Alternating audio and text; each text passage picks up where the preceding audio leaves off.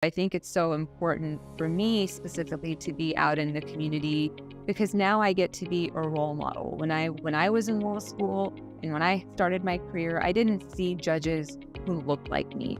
And now we have a bench with the majority are female.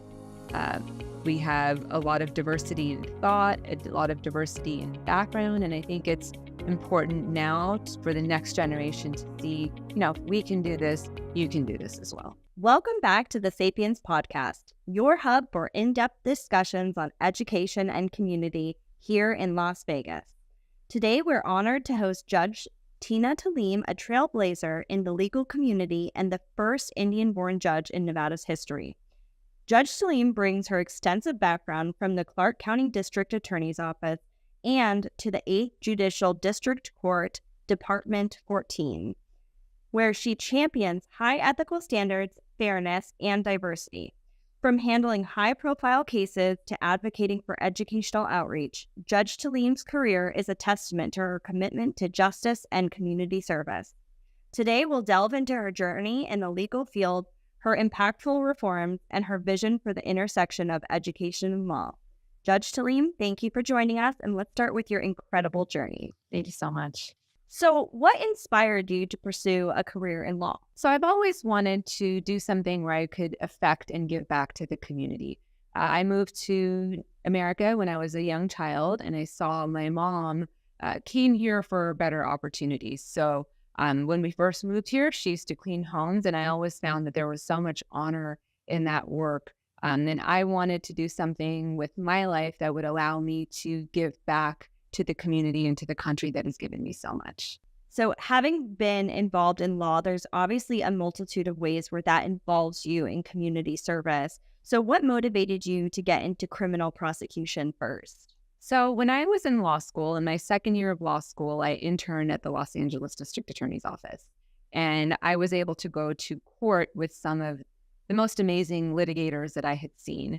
And I continued that internship into my third year. So I was able to do preliminary hearings, assist with grand jury presentations, and actually I second chaired 2 felony trials, and one was a homicide trial. And I saw how much good the prosecution could do to bring justice to victims of crime. So I chose that as my career path so I could continue to give back to the community, to advocate for justice, and to do my part in making our community just a little bit safer. That's amazing. And something that you said was that this was a program through school that you were able to do, and how important in terms of choosing a career that you were able to actually get involved in the process that you were looking to pursue a career in.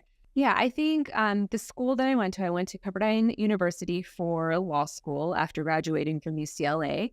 I was really fortunate to have a lot of incredible mentors and a lot of professors who really showed me through hard work and determination, anything is possible. So I had these opportunities available to me, and so much of life is taking advantage of the opportunities that you're given, especially through education. So I was very fortunate that I landed a position to do an internship, and that opened up for me my entire career and really showed me what I wanted to do with it. That is so amazing. And I think all the parents and teachers and students listening would really benefit from that mentality of, finding those opportunities where you can get involved in the career you're interested in, to really dive into that curriculum, to really see what it's like to be part of that community. Absolutely.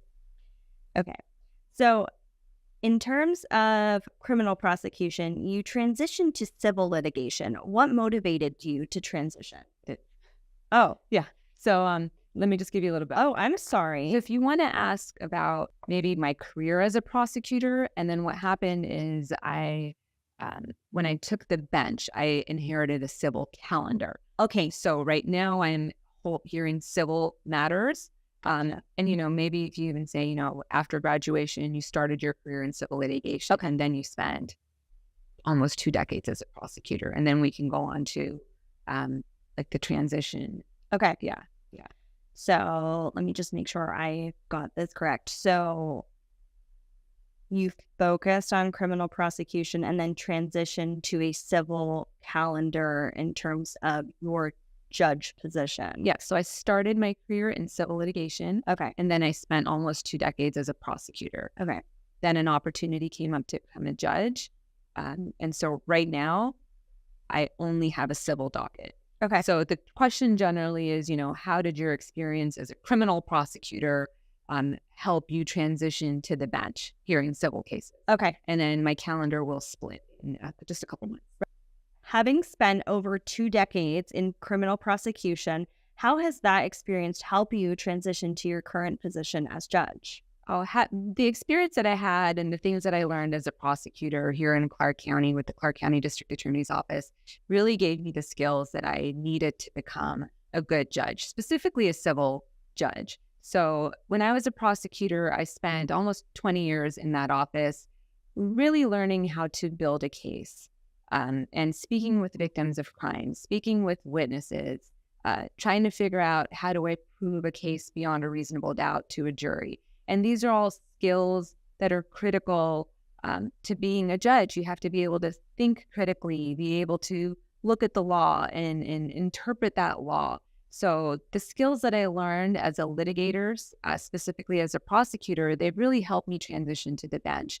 Already having been on the bench since June, I've heard hundreds of civil matters. I've presided over civil trials, and the rules of evidence don't change. So having that experience as a litigator has really enabled me to make quick decisions from the bench, make thoughtful decisions from the bench. And that's something that the civil bar I found really, really appreciates. Judges who can look at facts, who can analyze the law, and then make appropriate, thoughtful decisions in a timely manner. Absolutely. So that experience from the criminal prosecution standpoint really has helped your current position.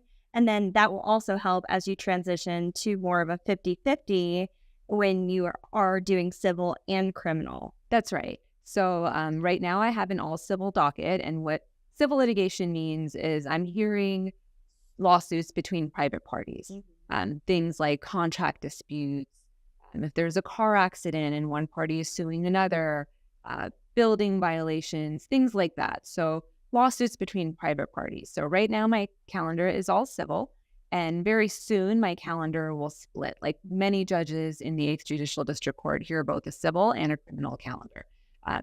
Obviously, my background as a criminal prosecutor is going to enable me to, once I inherit those criminal cases, make those thoughtful, impartial, fair decisions because of my background, having such an extensive working history with criminal law, and then having practiced in the courts that I now preside over. So I'm going to be able to really make that transition seamlessly. Absolutely.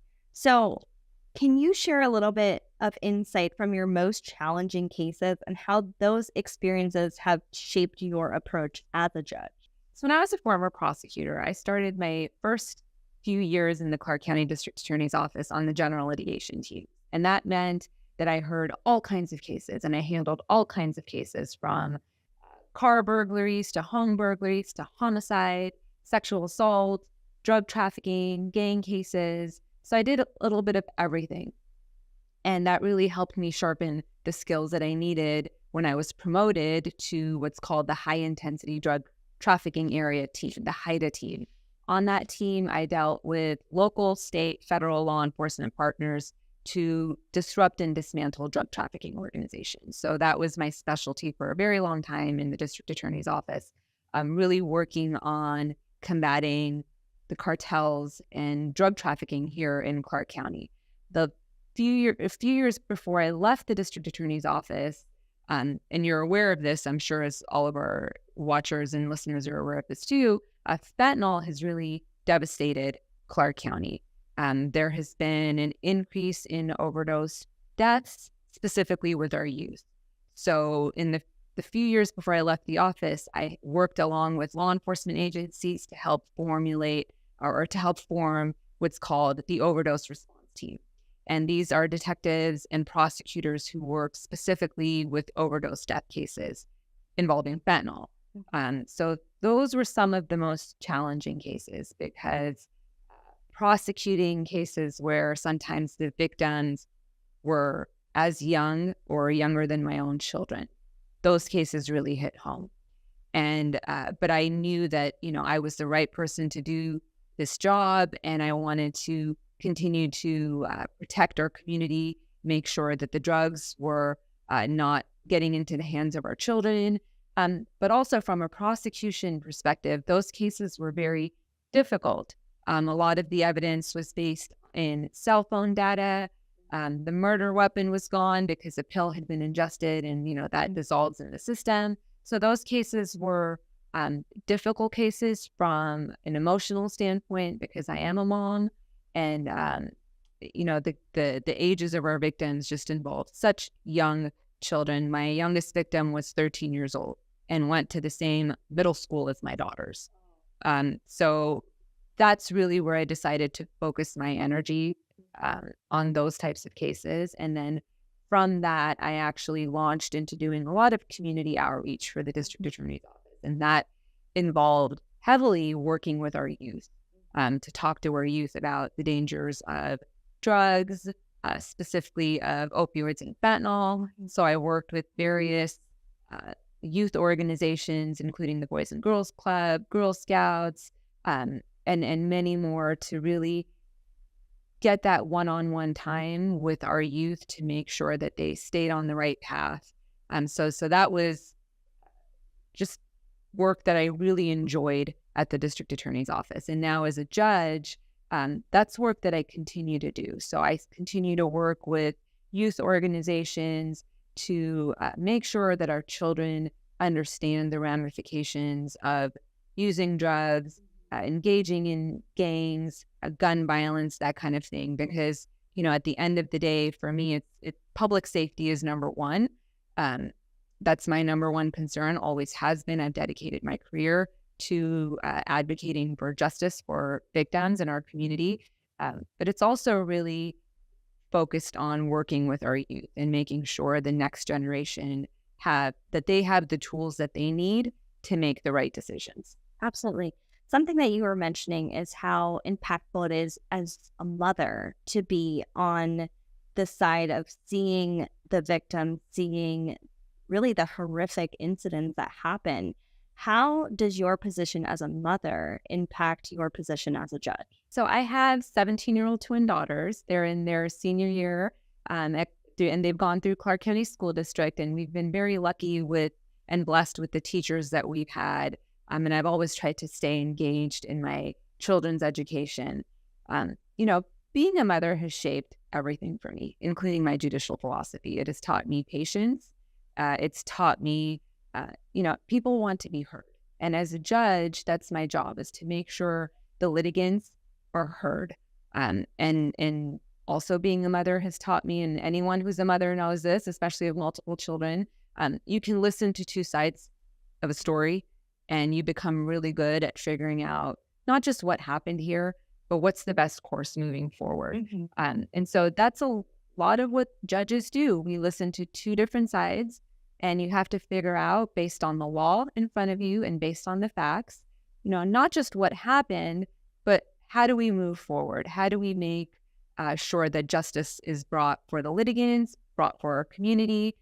So yes, it's shaped my judicial philosophy, absolutely. What reforms in the legal system are you most proud of being part of? And what future changes do you believe are necessary to advance justice? So the 8th Judicial District Court is one of the busiest districts in the country as far as our caseload goes. So specifically myself, I have an all-civil docket, and I have one of the highest civil dockets in the 8th Judicial District Court. And I think that speaks, that's a testament to the Chief Judge's belief in my ability to handle these cases and to move these cases along, making sure that justice is served and the due process rights of everyone before me are protected. One of the tools that I've really leaned on to make sure the volume of cases doesn't cause a backlog and that justice is not delayed is using technology. So one of the things that we use in my courtroom are for just your ordinary standard appearances. I allow attorneys to use technology to remote in to the courtroom and make their appearances by Zoom. So that's something that we've incorporated throughout the 8th Judicial District Court, and that really helps move cases along. Another thing that I've done is we've put cases on calendar, sometimes 50, 60 cases a month, to make sure these cases aren't just stagnant in the system. And what that allows us to do is allows us to close a case.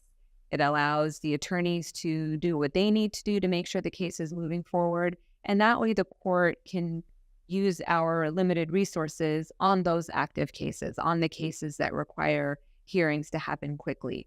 So the use of technology has been huge. And that really came through during COVID when the courts, just like the rest of Clark County, we shut down for quite some time. Although we were having these remote appearances and making sure that defendants were getting their day in court, that litigants were moving forward with their lawsuits. But, that's a huge benefit that came from COVID or from the shutdowns, was leaning on this technology. And that's really allowed us to take the way that the cases are moving through the system to the next level. Absolutely. Do you have anyone push back on the technology aspect? I haven't seen it yet. I've only seen positives come from it. Good. So in my courtroom, when there are substantive arguments to be made, obviously if we're in trial or we're in an evidentiary hearing, you need to be live in the courtroom in person. But for those quick matters that can get handled within just a few minutes, maybe less than 5 minutes, I think it benefits the attorneys, it benefits their clients, and it keeps costs down because you can have an attorney sitting in his or her office and making these appearances rather than driving down to the courthouse, finding parking, that kind of thing. And from the judicial resources perspective, it certainly makes the cases go by a lot quicker for the court and for the court staff. And I've only seen benefit. Well, that's amazing. And I think that's such a positive impact in being able to not only speed along the process for individuals, but also increase accessibility for the people who are in front of you. How do you view the role of educational outreach in fostering a more diverse and inclusive legal community? So I think education, and specifically coming from the bench and engaging in our community, is so critical. A lot of times people aren't aware of what a judge does, right? So having these opportunities to speak with the community and educating them, not just about what a judge does, but about the legal profession. The legal profession is a very old profession. It's a very noble profession. So any opportunity that I have to connect with our community, especially our youth, and talk to them about careers in the law, and being able to contribute to society, I think that's so critical. So I really enjoy speaking with our youth about my journey into the law, because my journey isn't linear. I've had some stumbling blocks, but here I am. And then I think specifically to your question about diversity, I think it's so important that the next generation of attorneys see people like me. I'm the first Indian American judge in the state of Nevada, which to me is a personal accomplishment, but it also speaks volumes to where we are as a community. And so I think it's so important for me specifically to be out in the community, because now I get to be a role model. When I was in law school and when I started my career, I didn't see judges who looked like me. And now we have a bench with the majority are female. We have a lot of diversity in thought, a lot of diversity in background. And I think it's important now for the next generation to see, if we can do this, you can do this as well. Absolutely. I think representation matters so much. And I think you are an amazing role model for children. And I love that not only are you acting as that role model, but you're actively going out into the community and showing them, because that also speaks volume of your character.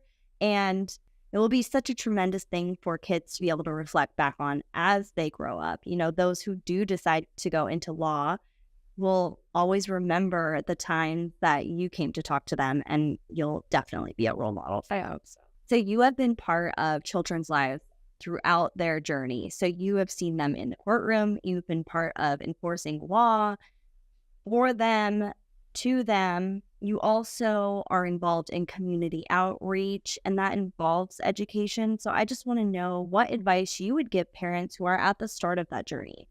I think the best advice I can give is to stay involved with your child, and that includes education, social, know who your children's friends are.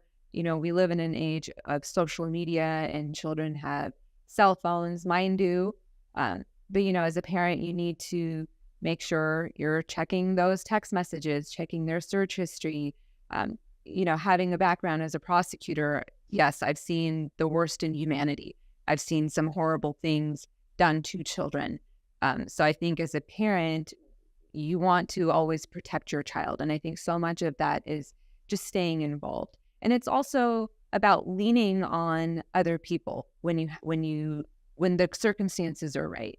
We've been very blessed to have some amazing teachers in my children's lives. And these are professionals upon whom I leaned when I needed the resources or help, or just things that, perhaps I wasn't in the best position to educate my children about. So staying involved is huge. There are some great community programs.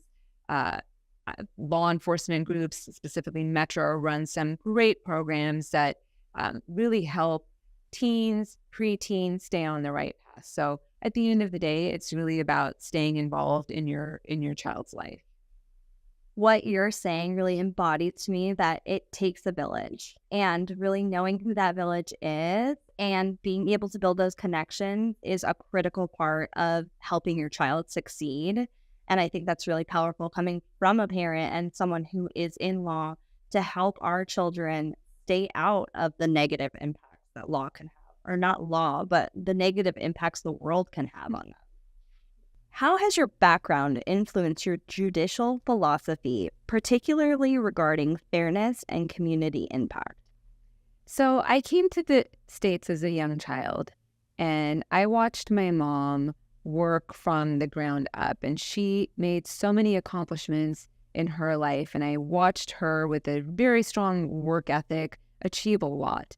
And so that's what's really shaped me, is watching my mom overcome many of the challenges that she had as an immigrant, including not speaking the language. When I moved to the country, I didn't speak the language. So I understand what it's like to walk into a room and maybe not know exactly what's going on. And the legal system can be very intimidating. And in my courtroom, I always let the litigants know, listen, I've read everything, because I tell you what, just kind of going back to the work ethic, I believe in working the case up from the ground up. So I read all the pleadings. I do my due diligence. I look at the law. I make sure I know what facts are before me, so then I can make fair and impartial decisions. But I understand that the legal process can be really intimidating for a lot of people, specifically for people who may not have grown up in this country and don't understand a lot of what is going on. So having that background myself, I think I am aware of these situational circumstances that might cause someone to be intimidated in what's already a very intimidating situation. So I always strive to be fair and impartial. And I've built a reputation, first as a prosecutor, now as a judge, in being fair and impartial and in treating everyone who comes into my courtroom with dignity, making sure that people are heard. If someone needs an interpreter, the courts make sure that they have interpreters available to them. If someone needs a break to talk to their attorney, to have their attorney explain perhaps what's going on, that will always be allowed in my courtroom. I want people to feel that they're getting, because they are, a fair chance with the justice system. Mm-hmm. So my background, I have a very strong work ethic. It requires a really strong work ethic to be a district court judge. We have a very heavy caseload, and we're in court physically maybe 3-4 times a week, but the job is 7 days a week. So, it requires a lot of energy, a lot of stamina, and a lot of dedication. And I've dedicated almost 20 years of my life to this community. I moved to Las Vegas shortly after law school, And I fell in love with this community. And this Clark County has given me and my children so much. And when it came time for me to choose a career, I decided to choose a career giving back to the community that's given me so much. What advice would you give to young aspiring lawyers, especially those from underrepresented backgrounds? So the advice that I give to aspiring lawyers is the advice I give to my own daughters, which is you have to work hard. This is not an easy profession. So you have to work hard and you have to love what you do. You know, I came to this country as a young child. My mom came to this country with nothing.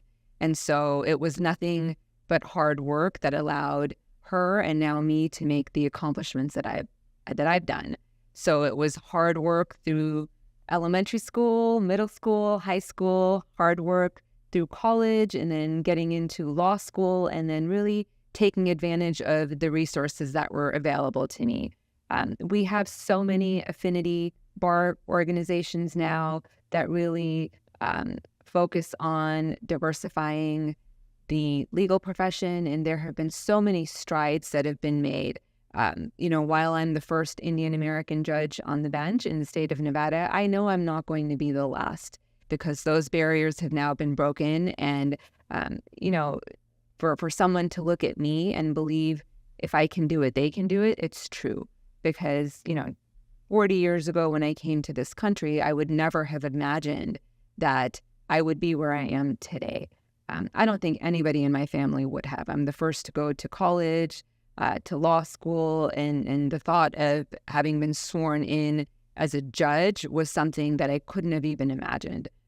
But it is through hard work. It's through leaning on resources that you can accomplish anything. But you have to love this profession. I certainly do, and I've benefited so much from it, both on a personal level and now being able to continue to give back to the community from the bench.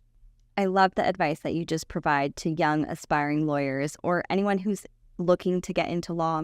I want to know, what about your career maybe do people not know about? What are some of the hidden responsibilities or fun things that you get to do? So one of the greatest things that judges get to do here in Clark County, Nevada, is we get to officiate weddings and marriages.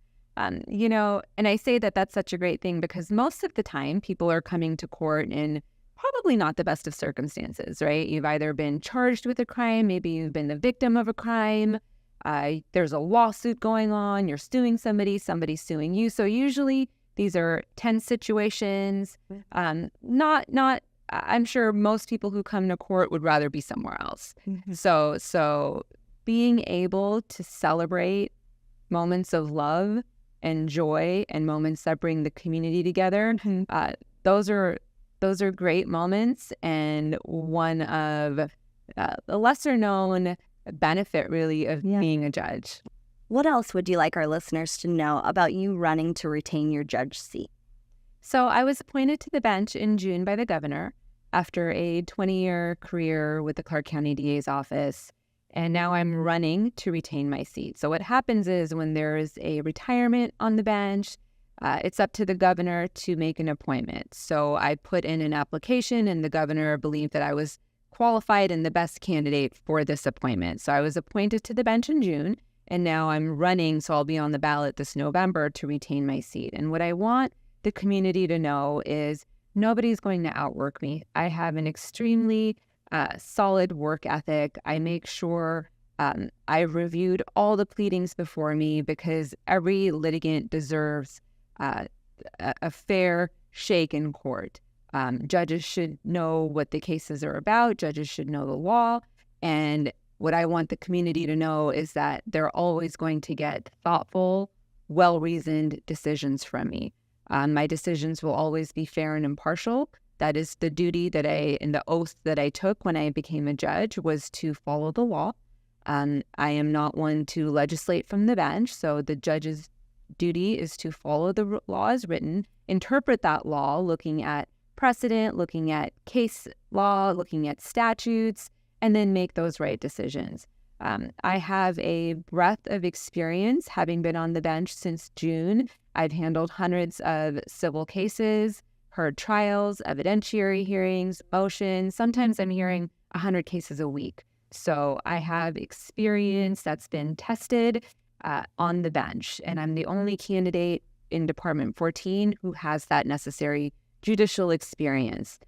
So having listened to and heard, presided over hundreds of civil cases, I have a very vast knowledge in civil law. And then my career as a prosecutor, I bring almost 2 decades of criminal law experience to the bench. And Clark County deserves judges who are well-versed in both civil and in criminal law. So I bring a balanced approach to the bench. And I also like to stress my judicial temperament. I believe in treating everyone with dignity. I believe everyone should be able to tell their journey and their story to the judge in court. And so that's something I can promise the community is when and if you're ever in my courtroom, you are going to be treated with dignity. You are going to be treated with respect. And, finally, I'd like to stress my service to Clark County. I moved here shortly after law school, decided to spend my career representing the people of the state of Nevada. That's what I did for almost 20 years, advocating for justice. Prosecutors don't have a client. Their client, if there is one, is really justice. And so that's what I did for 20 years of my life, making sure that our children were safe, our communities were safe, our homes, our businesses were thriving. So that's what I did as a prosecutor. And when the opportunity came up to put in for that appointment, I had to make a decision. Do I leave a very successful career as a prosecutor for this appointment, knowing especially I had to run almost immediately? But I saw being a judge as a way to continue to give back to this community. So that's why I'm the best candidate to retain my seat, because of the commitment to the community that I've already shown with my service. And I really, really love what I'm doing. I love being able to make positive changes in the community. I enjoy speaking with our youth. And all the things that I've done in the last 20 years, I continue to do now from the bench. So to be able to retain my seat and to be able to continue to give back to this community, putting public safety first, I'm so proud to say that I have the endorsement of every law enforcement agency, not just in Clark County, but in the state of Nevada. So that speaks volumes to the fact that I am the public safety candidate, because I've always put public safety first. I'm endorsed by the sheriff. I'm endorsed by the district attorney, Steve Wolfson. I'm also really proud to say that I'm endorsed by firefighters and veterans, and the labor unions have also endorsed me. So I bring this, a lot of community support with me, and I think that is a testament to having served 20 years, serving this community, being fair, being thoughtful, being impartial in my decisions as a prosecutor, and now carrying those traits that I learned early on in my career to the bench. So having the support of law enforcement, veterans, firefighters, and labor unions, the people who built Clark County, that means a lot to me. So I would love the support this November at the ballot. Tina Talim, Department 14. So we have a wide variety of listeners. We have parents, we have teachers, school board members, a variety of different people. I want to know your closing thoughts and what advice you would give them in terms of education.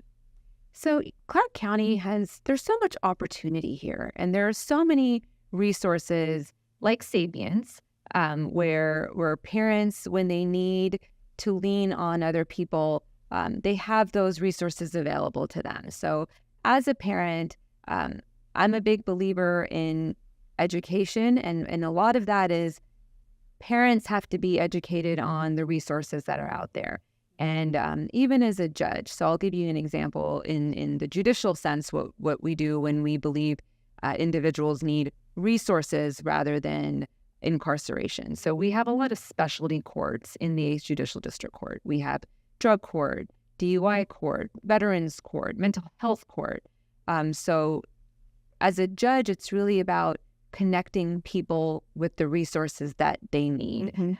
So similarly, in the education system, it's really about, as parents, finding those resources that your children need and that they could benefit from, and then taking advantage of those resources and of those relationships to make sure the needs of your specific child are appropriately met. Thank you so much, Judge Tina Talim. I appreciate your time, you sharing your journey from being a prosecutor to becoming a judge, and I wish you luck in your campaign. I appreciate your perspective on education, law, and I think that our listeners will get the most amazing insight from this discussion. If our listeners want to know more about you or follow your progress, how can they do that? So I have a website. It's www.judgetinatalim.com. You can send me an email. My phone number is listed on there. I'm always happy to have conversations with the community to educate them about the role of a judge and what we're doing in the 8th Judicial District Court. Amazing. Well, parents, hear that. Reach out if you have any questions. And again, I appreciate your time and thank you all for listening to the Sapiens podcast. Thank you.